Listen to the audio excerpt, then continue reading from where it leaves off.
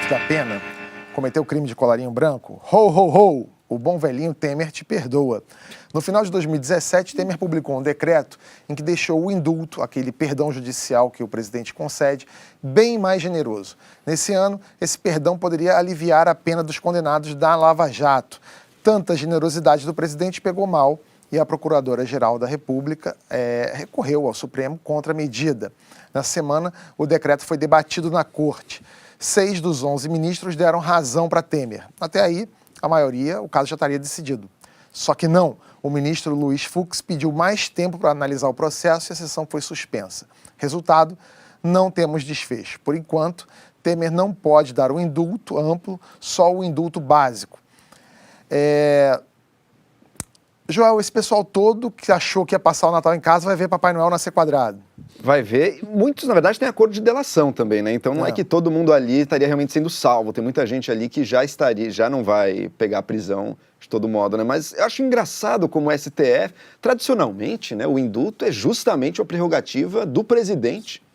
E que você pode concordar, você pode discordar, você pode ficar indignado porque vai ter corrupto saindo disso. Mas era o presidente que decidia e dava essas regras. Não se aplica a pessoa específica, né? Uma regra que ele de soltar, mas enfim. E o STF entrando aí para opinar, mas opinando sobre 2017 ainda, né? Mas se não sair a decisão aí, acho que ficou a regra antiga, muita gente continua presa. Mas é curioso porque era do presidente. Se a gente estava num país onde não existe mais nada, que é do Poder Executivo mesmo, em que tudo vai terminar na mesa de um juiz para ser decidido. Eu acho que gente, mas não é um grande absurdo em 2018 a gente o presidente ter esse tipo de prerrogativa? Eu acho que esse é o ponto, porque senão você coloca... quer dizer, ele pode ter isso, ele ter essa prerrogativa, eu acho que é a questão que tem que ser debatida. Uma questão legislativa, no fundo. Exatamente, porque senão você entra naquela coisa de o que é ultrajante, é ultrajante. As pessoas, eu fico imaginando outros presos que não receberem isso, que estão porque roubaram muito menos, ou que estão mas não é só os corruptos que entram, né? Vamos lembrar, a gente fala dos corruptos, mas não é só para eles, assim, entra muita gente. Eu acho que tem um ponto aí que a gente... aí começa a entrar naqueles meandros jurídicos. A questão a Constituição prevê, de fato, o indulto. Sim. E é um daqueles muitos artigos da Constituição que, em algum momento, o Congresso deveria ter entrado ali e formalizado a regra. O que pode e o que não pode. Não é do interesse deles fazer. A Constituição quais são os limites, quais seriam... A Constituição deixa a coisa aberta e você tem que regulamentar. Jamais foi regulamentado.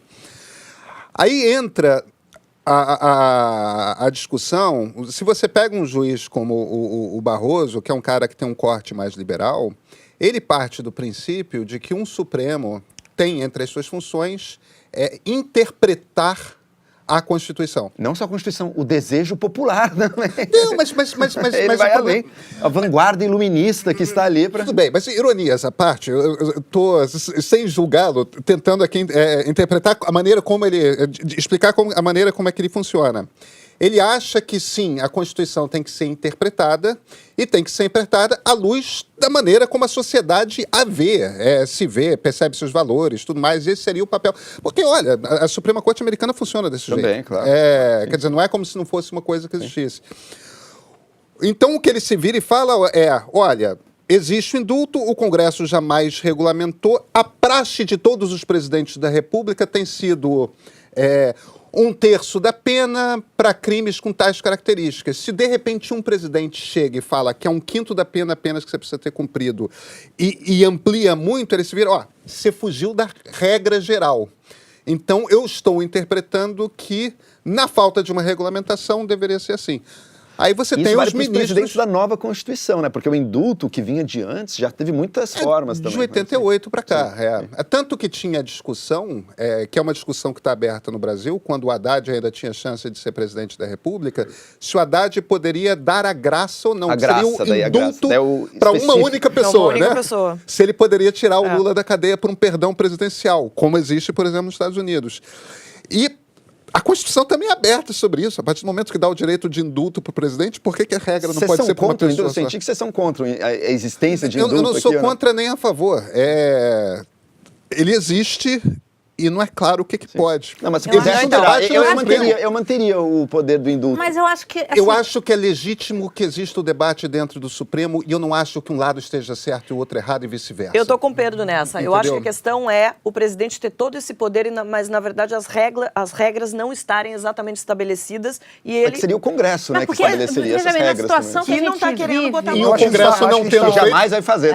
Assim como o teto de juros, um monte de coisa, a a gente tá Constituição dele. confundindo duas coisas aqui. Eu acho que o que o Jota está querendo dizer é que o nosso judiciário está legislando, sabe? A gente está... Mas não é a primeira vez, tem gente, outras coisas não que é ele matar já em fez tudo, que mas ele essa- está mas essa- legislando. Gente, tudo bem, mas essa é uma crítica que é feita, mas o problema é o seguinte, existem 3 poderes. E a questão é, no momento que um dos poderes deixa de fazer as suas atribuições, o Congresso brasileiro, em todas as questões de cunho social, se ausentou. O Congresso não opina sobre aborto, o Congresso não opina sobre casamento LGBT, o Congresso... Qualquer coisa dessas polêmicas, o Congresso brasileiro, há 10, 15 anos, se ausentou. Tanto que, E, Pedro, no entanto, a questão do aborto acabou indo parar no Não, STF. a questão isso da é uma maconha. discussão, né? Então, o que acontece? As angústias da sociedade estão presentes. O legislativo... Peraí, mas a angústia da sociedade, será que o aborto é hoje em dia, é uma angústia, eu partilho dessa angústia, todos nós aqui, mas a sociedade brasileira talvez não tenha essa mesma mas angústia. eu não tô entrando, eu não tô mérito entrando de no ser mérito contra ou não. de qual é a posição que a sociedade gostaria. se é uma eu tô angústia da dizendo, sociedade. existe uma parcela da sociedade que gostaria de ver o aborto legal. Sim. Existe. Existem movimentos Assim- organizados. E existe uma outra parcela que não quer pensar nessa hipótese de jeito nenhum. A questão do casamento LGBT é a mesma coisa. A questão de legalização ou descriminalização de drogas é a mesma coisa. A questão Qualquer questão tem gente pró e contra. Quem vai Exatamente. decidir quais são essas questões? O ponto é, esses debates existem manifestações nas ruas a respeito disso, na imprensa e nas redes sociais, Isso, o aí debate sim, é a amplo. imprensa. Ué, mas isso é esfera pública. E o Congresso simplesmente ignora E o que essas Congresso E o discussões Congresso existem. ignora que É esses isso. debates existam. É. Então, processos acontecem, pessoas entram na justiça e, em um momento, essas discussões chegam ao Supremo. Na ausência de o Congresso se manifestando, o Supremo vai para o que tem, que é a Constituição. E aí alguns ministros se viram e falam, olha, se não há uma decisão, temos nós que dizer o que nós consideramos que a Constituição diz a respeito. Poderia o Supremo também encampar, por exemplo, a causa das armas, de liberar mais armas para as pessoas. Poderia uma Poderia. demanda popular. É estranho isso acontecer. Mas na É ausência, estranho. mas eu acho que isso não nasce por conta do Supremo. Eu acho que isso É o nasce vácuo do vácuo aberto. Esse vácuo permite, mas a forma como o Supremo vai agir nessas questões... Mas olha, E a em tudo questão- quanto é democracia, isso nos Estados Unidos nesse momento está acontecendo a mesma Claro, coisa. mas a gente vive um problema no Brasil, e não é só do legislativo. O próprio Poder Executivo, para definir a velocidade de ruas de uma avenida como de São Paulo, por exemplo, no final das contas, essa decisão, o Ministério Público entra e vai parar na mesa de um juiz. Os juízes no Brasil estão decidindo cada vez mais coisas, não só da esfera legislativa, mas também no Executivo. E isso é um problema. Eu Isso é um concordo problema com pra você. gestão Eu pública. concordo com você de que isso é um problema. Eu só acho que isso é um sintoma de uma deficiência de um legislativo que se tornou ausente. E na questão... E de um judiciário que tem capacidade de Ele interpretar está a lei para sendo- ter cada vez mais poder para si. Mas o judiciário tem essa possibilidade. Ele tem, e tem cada vez. E cadê o contrapeso? Ele precisa ser fortalecido. Portanto. É o legislativo. A gente está falando do indulto aqui, mas e aí? Eu acho o indulto, que o Janot até chamou de insulto, né? Insulto de Natal, eu acho meio medieval, não sei, eu não consigo falar, nossa, que legal, o presidente Parece uma tem coisa direito... de imperador, né?